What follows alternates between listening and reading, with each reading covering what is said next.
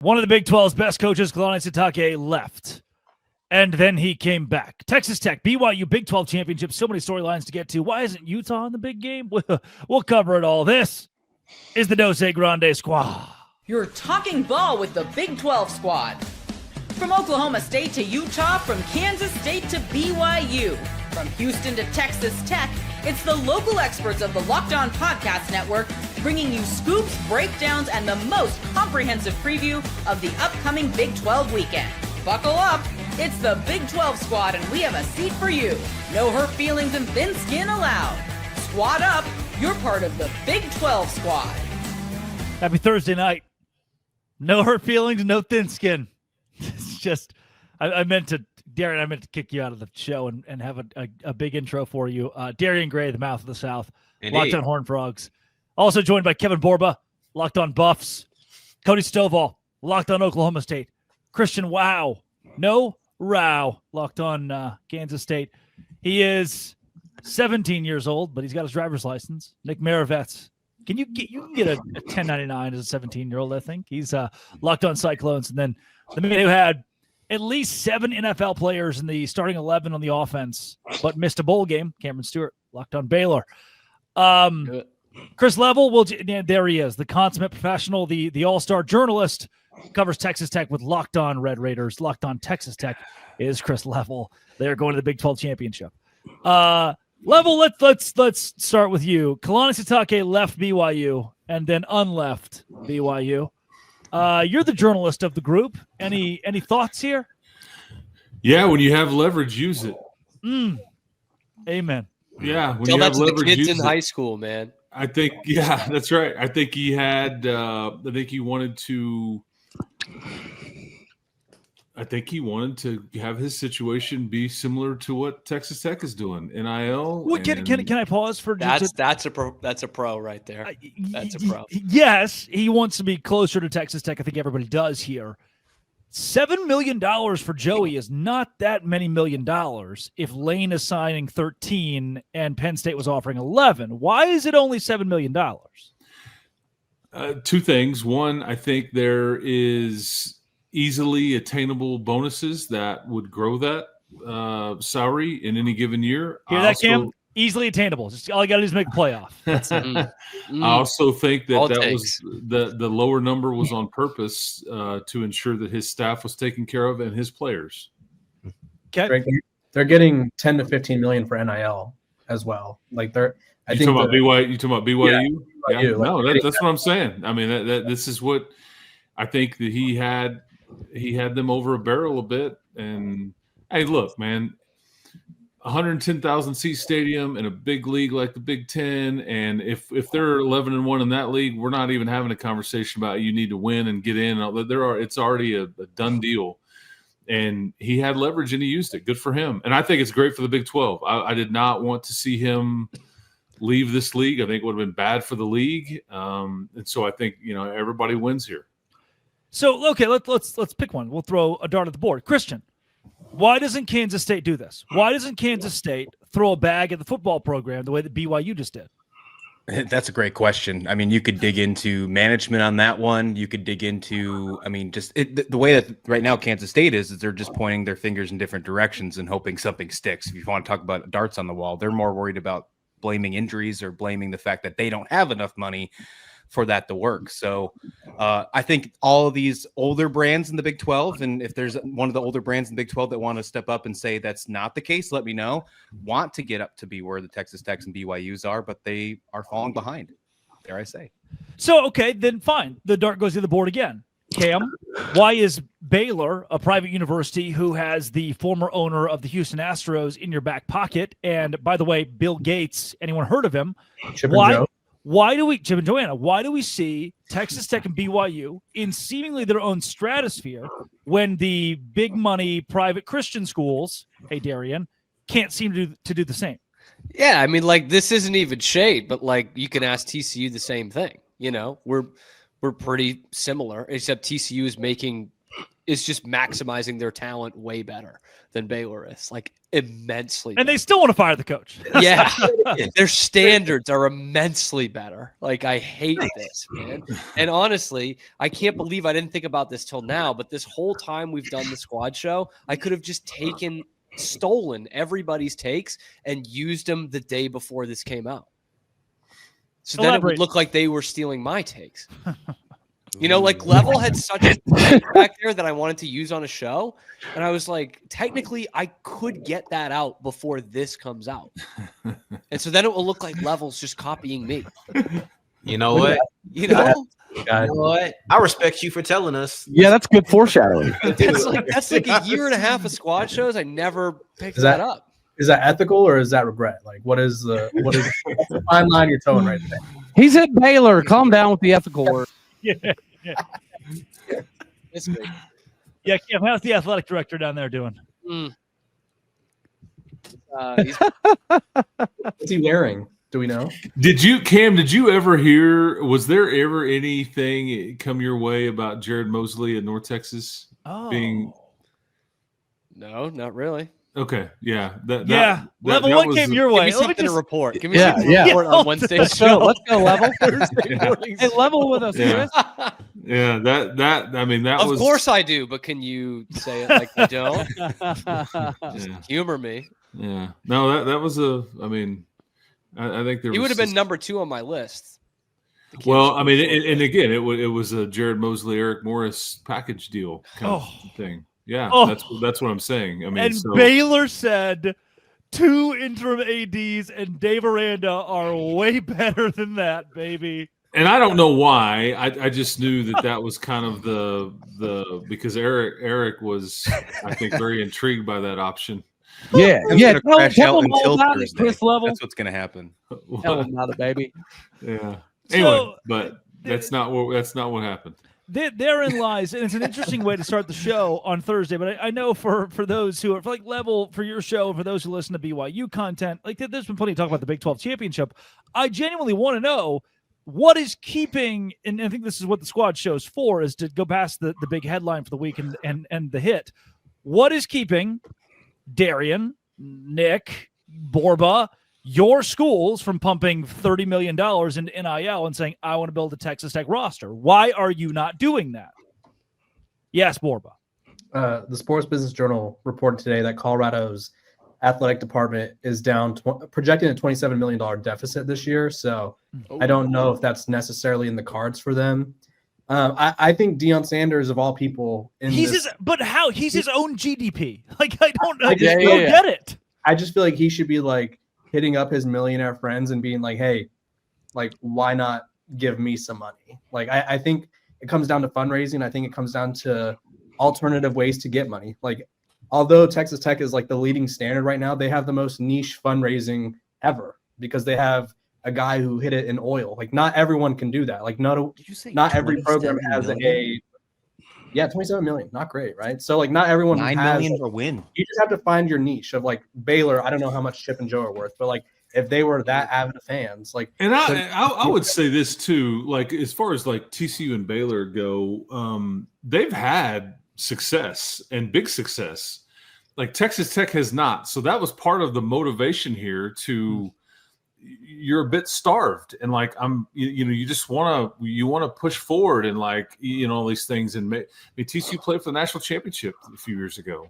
Baylor was playing in New Year's Day bowls and things like that. So Texas Tech hasn't experienced that. So I think that's part of what the motivation at least was here. But so anyway, I don't know if that clears anything up, but I think that's part of why the money was motivated here as much as anything. Yeah, I think that's with Michigan too. I think they had like a billionaire. Yeah, they had like a billionaire who was just like wanted someone to be invested. They were like, "Finally, we'll give you money."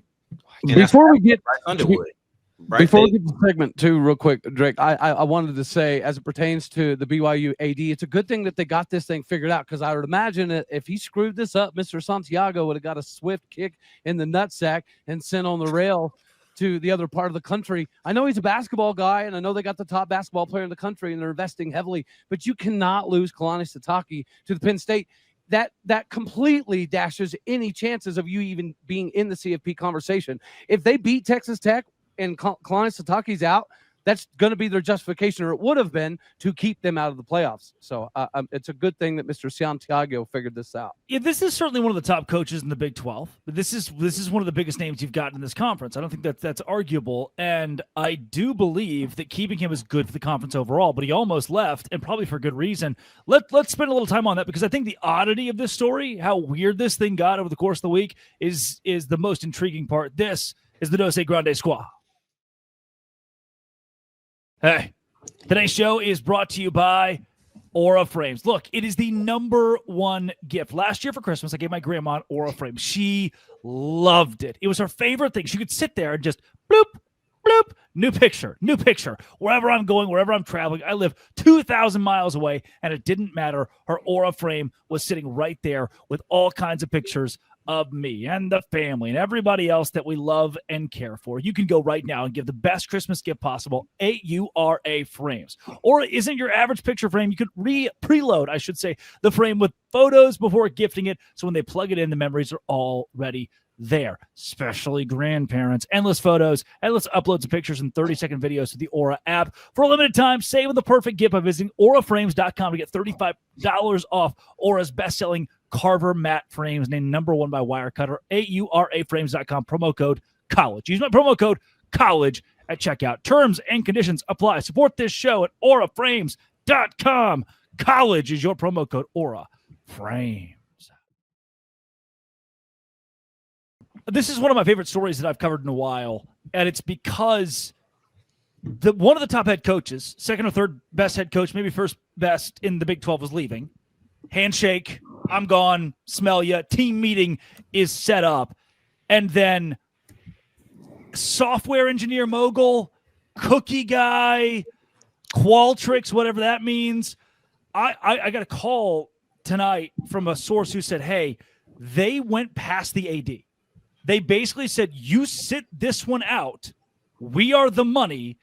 Pairing with the church, a whole religion, they decided without the AD, we're going to make sure Kalani Sitake is set.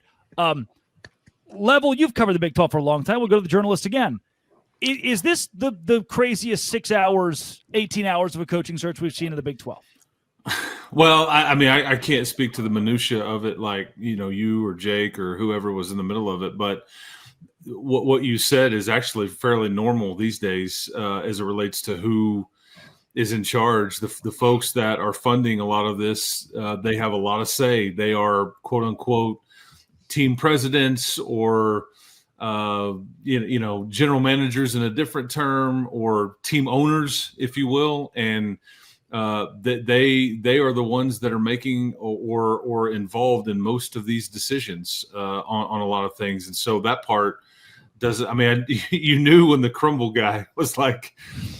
I mean, yeah. Some folks are unreplaceable. Sounds like I need to get to work. I mean, hold my ladle. That's right. That's what I'm saying. So, I mean, that's just how it operates these days. And administrators at schools have to give way to these folks and let them be a part of decisions, whether they want to or not, because you're in. It's different at some places than it is others, but these, an AD, a school president, assistant AD, whatever, they're figureheads in a lot of ways, but they also are the glue that kind of keeps it together and brings certain people into the mix depending on what the issue is. But that doesn't surprise me at all that's the route that they went. Like, hey, let's figure it out. This is the guy we want. We're going to fund it. The end. Okay, so Cody, for you, this coaching search where Eric Morris is the guy. By the way, I think that Oklahoma State's in a better spot than some SEC schools. You've got a quarterback now, a running back. You're going to have, like Indiana had with their James Madison transfers, a basis for winning next year. Is this the AD? Is this the president? Or is this the ghost of T. Boone Pickens saying, here's who we're going to go get? No, I think the collective that he's bringing alongside him, speaking of Raj Murthy, that is an individual, 24 years old. He's a very, very good mind. He got to study football under Dana Holgorsen. He is going to bring a different level of exposure. Nick, aren't you 24? I am 24, yes. I just turned. So happy birthday. Good mind. Good mind. Be the next Raj Murti. Catch up. Yeah. But I think that we're talking about the finances. We'll have to wait to see if it's true, but we're hearing some things in Stillwater that Oklahoma State is prepared to spend 18 to 28 mil on this particular roster, just because they know they have to influx a crap ton of talent into this roster, on top of bringing Drew Mestamaker and Caleb Hawkins and Wyatt Young and some of those defensive individuals. I think Oklahoma State is positioning themselves, but it's following the Texas Tech model, and now BYU seemingly is doing the same thing. I think everybody in the league is going to have to do this once, right? Cody Campbell talked about the reason we're going to spend 30 mils because we don't know if we're ever going to be able to do it again, right? Yeah. And it got them this roster that has now put them on a pedestal that they're going to be able to utilize to recruit off of, so they don't have to spend quite as much in the future.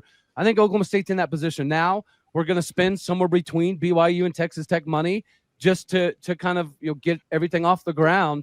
But if you don't have success, I don't think that you can do it again. Oklahoma State's in the same position. We can't give another, say, 25, 30 mil 3 years from now.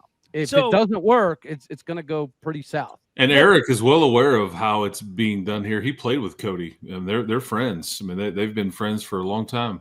You could have had that, Cam. Yep. That could have been your head coach right there. Just letting you know that. But you don't even have an athletic director to even hire the head coach, do you? Huh? Or a 4-star wide receiver. Come on, say it. Say, I don't have an athletic director. Come on, say it. Hey, Cam, did all of that craziness with the AD, do you think that had a hand in some of the Dave Aranda workings? Sorry, I blacked out for a minute. What did you say?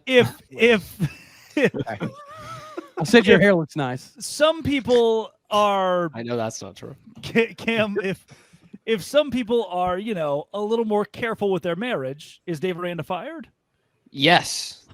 Yeah. Right? Like he'd have to be. Okay. That's where I'll leave that. And so is the Big 12 safe now that the BYU's coach isn't going anywhere, or is Campbell going to Penn State, or good old Dave Aranda? I thought Campbell was going to Arkansas. Campbell's going to Virginia Tech. Yeah, it's not going anywhere. I know Christian would be devastated if Chris Kleiman ever left Kansas State. And it would hurt my feelings. Jerome Tang with him. Yeah, if Matt Wells was promoted to head coach, it would hurt my feelings very much. Yes. Oh, my Lanta. That's the Chris level experience right there. Before we get to the final segment, Level, not Level, Borba, let's go to you with the same question I given Level and Sobal here. So we've seen this kind of investment, right? And we've seen the AD passed over in situations. Your head coach is separate the university here. Like, your head coach is his own entity, his own thing, his own GDP. You can't fire him. You can't get rid of him. Unless he leaves, you're stuck for better or worse. Yeah, I think that's the hard part with the Deion Sanders experiment is when it goes right, it's great, right? Everyone's watching. You're on national television every week. Even this year, they were nationally televised every week, and they haven't won a game in over a month. Shout out Nick. But realistically, you have to be able to have the buy-in from Deion Sanders, because unlike, I would say, the rest of these schools, Deion Sanders is operating as the czar of the program, right? He has the ability to have his own documentary being filmed. He has the ability to sell his own personal merchandise. He's probably the only coach that's famous enough to have his own personal merchandise, but you have to be willing to get the buy-in from him, and he has to feel that from somewhere else. And like right now, Colorado's at a point where he's probably going to have to fire 5 to 6 coaches. They don't have an athletic director yet. So Colorado is in a weird spot, and I don't really know how you get someone to invest their money because, and Chris, you could attest to this more than anyone. Like, I mean, Cody Campbell's a little different because obviously he played at Texas Tech, but the guys who are giving these programs money, they don't gain anything out of this. They get like the satisfaction of like, cool, my alma mater or my favorite school is winning. But like if a program like Deion Sanders right now, I feel like a lot of people are questioning his buy-in. Why would people want to give him $20-30 million if they feel like he's going to dash any day now? Like that is sort of the big problem. And the holdup with Baylor or TCU is like, why give them money if we don't trust that they're going to succeed? This is exactly what Cody has been dealing with Mike Gundy. Like, and so the money kind of dried up, or like, hey, we'll wait on the next guy, kind of thing. Yep. And yeah, you just got to get people to be all in, give their money away without. Yeah, as easy as it sounds, right? Just give me your money. Personally, I listen to every Dave Aranda press conference, and I don't know how they're not giving him the money because he just is spot on with everything. No idea, like what the hell I'm doing. I have no idea. And there he is. How could you not fund that, right? Like, fearless leader. They kept him. They kept him. It's so unbelievable. 35 and 36, below 500. It's awesome. Coming up, did we get the right two teams? Hey, 36 and 37. Come on. 36 wins. That's one more win. Yep. And another loss. Coming up, did the Big 12 get the right two teams? Or Utah, a healthy Arizona State? I mean, is BYU fool's gold? Because that's what the playoff committee tells me left on Big 12. TC. Baylor. Hey, today's show is brought to you by FanDuel. FanDuel is exactly where I go for this Big 12 championship game to say, look, I do think Texas Tech's going to win, but by 14 points, that's a good chunk. They did it the first time, but the ball bounces the other way once, twice. 14 is a lot. So I'm going to go to FanDuel. I'm going to go plus 14 for BYU. Texas Tech wins by 7 or 10 or 3, but BYU covers. And with NFL being here as well, the Sundays move fast. The Saturdays are still moving fast, and FanDuel makes it so exciting. Live spreads, money lines, and they all adjust instantly. Player props update as guys heat up, or your prayer props if you're a BYU fan. You can bet next touchdown scores, drive results, totals, and more if you want to be the right and in the right now. FanDuel.com. Place your NFL live bets all season long. FanDuel, the game moves fast, and so can you. FanDuel is the exact place to go right now. FanDuel, you can play right now. No JT Westercell, so we can have the conversation a bit more unabridged here. Do you want me to take my hat off so it feels like JT's here? You're getting close. I've seen the hairline, and it's not. If that's dissing JT, that's dissing myself as well. It's Can we get a not hairline great. review? Come on, do it. Show him. Only when Baylor gets another flip. Oh. Should we just wait till tomorrow to record this? I think. Well, yeah, I don't even know if you need to wait that long. Yeah, it's the sign of recession at Baylor is having a punter who's up for the Ray Guy Award. Recession. That's just the ultimate. I think was it 20 years ago? Sepulveda. Daniel Sepulveda. They That's go a what? Super Bowl champion you're talking about. Like right? 2-10, but he wins the Ray Guy Award. He's punter of the year. He was unbelievable. And this year Baylor's this He was close like their only All-American for like a decade. to the Ray Guy Award again for punter of the year. It's just it's the sign of the economy. And it might be another decade before they have another All-American. Yeah, if we're being honest, it probably will be. Dave Riddle was one guy in the NFL from Baylor. Sick. Did we get it right? Because the playoff committee would say no. Did the Big 12 get it right with BYU being here? Or is this a virtue of playing teams the right time with an easy schedule, with a downtrending Cincinnati or downtrending TCU or ebbing and flowing schools? Is BYU the right product to have in the Big 12 championship? Christian, absolutely. They should have been in it last year too. They're 22-3 over the last 2 years. They're 22-3. I mean, I don't know what anybody would want.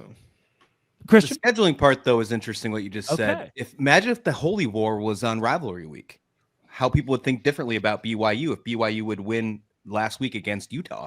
And Utah would be a one-loss team. They're probably both sitting around, like 8, 9, 10 range. And Utah had given up 1,000 yards rushing in the last 2 weeks.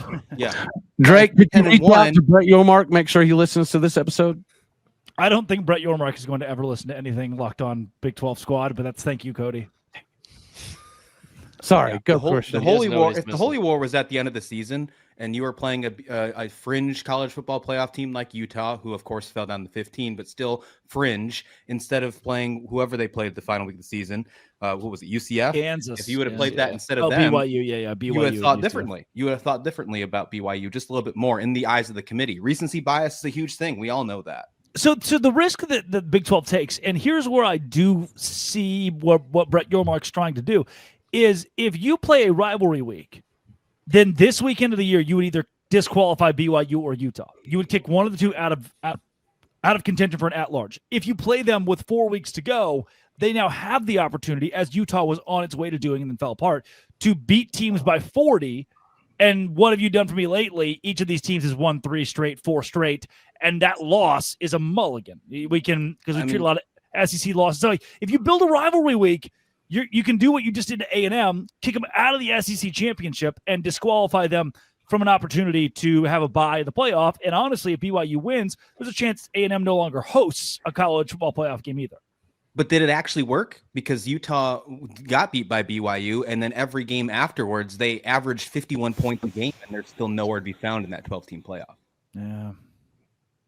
Yeah, I think you need the rivalry week established, and recency bias is the most important thing in the college football playoff. I don't really care what anyone says. Like they adjusted a lot of the teams. They put Texas over Vanderbilt, right? They made sure to sort of go back and correct mistakes that they made in the past weeks. So had we had that game this past week, like Christian said, BYU probably gets in because this isn't a two-bid league. Like there's a lot that needs to happen. I think El Gato joined us for a second. Sorry. I got so upset about Iowa being at 23. That's it. That's the first time he talked. That's the first time he talked. 10-1. You're having 10-1 BYU against 10-1 Utah the final week of the season. The winner of that's probably getting in the college football playoffs, at least. What if the probably Big 12 passing Notre Dame? What if the Big 12 did their rivalry week the same week the SEC plays the Cream Puffs? Or maybe you just don't have rivalry week in Dublin. Right. Let's start there. What if Maybe help, made it a point to play the best G5 teams? So that way you have like schedule a James Madison, a Boise State, a North Texas year in and year out for each one of these teams. So that way you hang that win on the board. I feel like level. Boise State, we could get a package deal there. Yeah, there you AD go. and football coach. There you go. 37-year-olds, about to coach his third straight Mountain West Conference championship game. His mind hasn't left that since you said it, Chris. Yeah, I know you're looking for package deals. I'm Yeah. just look. Yeah. It's all right there, man. Yeah. It's all right there. Is that I was of the mind preseason that the Big 12 should only play Mercer, Samford, and Western Kentucky like a lot of these SEC schools do. Yeah. But now it might just not be the case. Like if BYU had a win in the non-conference against Notre Dame, then this wouldn't be a conversation. They're in easily. Well, I think if they play on rivalry week in the Holy War, that it does accentuate the point that they probably get in as well because the recency bias matters, and we need that marketability in the Big 12. And we're what never happened going to that Notre Dame BYU game? What happened to that too? Wasn't there a game scheduled? I think there was. Somebody bailed out. Wasn't BYU. The Big 12 is in a position where they have to do the opposite of what Texas is crying and doing now, because Texas is taking their ball and going home because they played Ohio State and they're completely ignoring their loss to Florida. So Texas is saying, you know what, we're not going to play anyone hard, so we'll just win out against everyone else and don't worry about the challenge games. I think the Big 12 has to do the opposite, right? We have to. Yeah, I think they should cancel. They should cancel Georgia from their schedule too. I mean, while they're at it, well, and they're glossing over the fact that I think Texas and A&M both only have one win against the top 6 of the SEC teams. So their biggest wins are against the bottom half of the conference. It's crazy.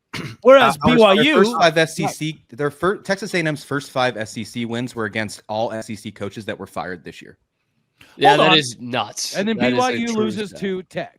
I haven't thought. Yeah, I haven't really thought about it. Like BYU played a tougher Big 12 schedule than Texas Tech, and their only loss did they was to Texas Tech. Yeah, I mean, like. Okay, yeah, you got to fill me in there. So that's where that BYU played more 8-win teams, more 7-8-win teams than Texas Tech did.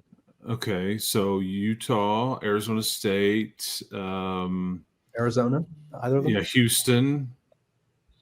Yeah, I don't. You got to factor in. I mean, I know who Texas Tech played. I don't. Yeah. Anyway, but you got beat by 22. What do you want me to do? No doubt. So BYU loses to Texas Tech, but if you say you play a better or worse or comparable, right around what Texas Tech did, if you want to go there before we pull it up, and your losses to Texas Tech.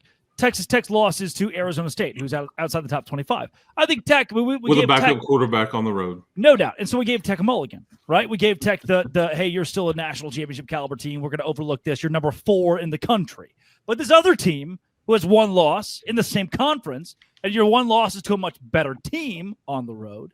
Yeah, we don't give them any respect at all. Like one gets a mulligan, the other. Points of margin of victory or whatever. Margin of victory, excuse me. BYU. Yeah, that's the scary thing here is that Texas Tech has, I think Hunter Yurachek he said that on the deal earlier in the week that I think you've beaten everybody by at least 20 points and it's an average of 35 points. And so if you're not doing that though, you're probably in a similar boat to BYU. You know, Yeah. and that's not a good You think? precedent for the Big 12 to be in. I'll be honest with you. Your Which is 11 exactly wins. what Yeah. you guys were saying, like schedule harder opponents. I've actually flipped the other way. I think you go like the Indiana route, play a bunch of cream puffs and beat them by 80, and everyone thinks you're really good because they haven't been proven that they're not. So you can't say, well, they lost to so and so because they didn't lose. They just played nobodies. I just don't I want to think let me throw some. Different conference. they're the same, Let me though. throw this. Right? out. Yes, in conference you can't fight Oh. that. But my point. No, I'm saying Who's- it's a who's different the Ohio conference. State, We don't though? get the benefits. Who's Yeah. the Ohio Oh, State? agreed. Darren, what do you got there? Yeah, Darren. Who's the Ohio State? Because yes, Indiana is able to schedule these cream puffs, but then you point to the Ohio State victory, and I do think that Right. that allows them to have a little bit of room. You know, like I want to real quick jump on Texas because everybody's saying, "Oh, well, we just won't schedule Ohio State," and I think Level brought it up. You're skipping over the fact that you got beat bad by Georgia. You just want to disregard the Florida win. But here's the other part that people are disregarding. You could have won. It's not as if the game was rigged in that Texas just had to lose. The risk comes in. And tell me, is scheduling tough out of conference games supposed to be just extra credit to where you win and we boost you up? If you lose, we act like it doesn't matter. Yes, if Ohio State would have lost to Texas, they'd be in because they didn't lose to anybody else. But Texas lost to Ohio State, then lost to Florida, who at that time we knew Florida was garbage. It's not like they lost to a Florida we thought was good and then they got garbage. No, they lost to a bad Florida. And then they lost to Georgia badly. Like these are things that play a part. And then to just the idea of going the cream puff schedule, I think that only works. I don't think that helps you get two teams in. That just puts you in a position where you have to win the conference. Such an interesting point for Arizona State. If they don't play Mississippi State on the road, an SEC team on the road, not a bad SEC team, but if there's not the Hail Mary that Blake Shapen hits, Cam, good to see you, that Blake Shapen hits to win the game for the Bulldogs, I mean, if let's say that they beat Arizona and they're sitting at 10-2, then right now they got a bad loss like Texas does to so-and-so, to a top 15 team, and their other loss, or they have a win against Texas Tech, their other losses, whoever, like where do they sit at 10-2? Right, I think there's always going to be the Big 12 bias that keeps. There's something about the Big 12 logo that even if your strength of record, which the SEC screamed for last year, BYU is like number 6 in the country. And like some of these SEC teams, like see this Ohio State game for Texas, this is their 9th conference game. They're only playing 8 conference games. I mean, go look at the rest of their non-conference schedule. It's a joke. UTEP, St. Houston, San Jose State. I mean, Also, change your schedule up. Play the harder teams later in the year because we all know that week 1 of college football is the most useless week in college football because we think teams are we thought Florida State was back. But Borba, Notre Dame. Don't play the harder teams late in the year. Play the harder teams at the beginning of the year and lose to them. And then it doesn't count. It doesn't matter. They're not in the Big 12, though. Right. That's what it is. It's the Big 12. It's the logo. That's the it. Big 12. That's what it is. Until we do something about it. Logo for Notre Dame. They don't even have a logo on anything.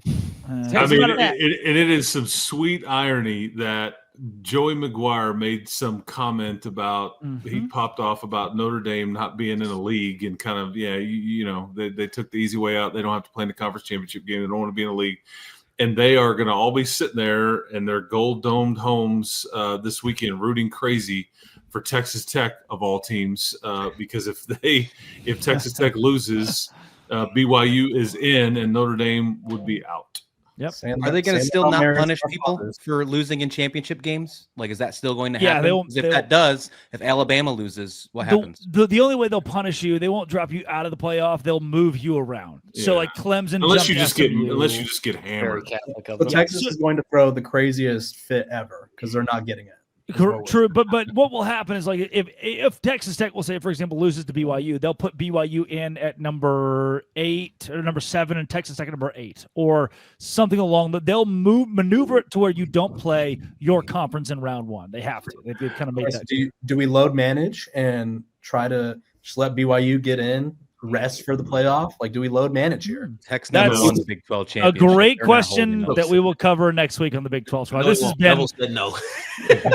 And it always will be the longest version ever. Actually, this has been it always will be. Please hit subscribe. It will help us keep our locked on. And there he goes. The locked on Dose Grande squad.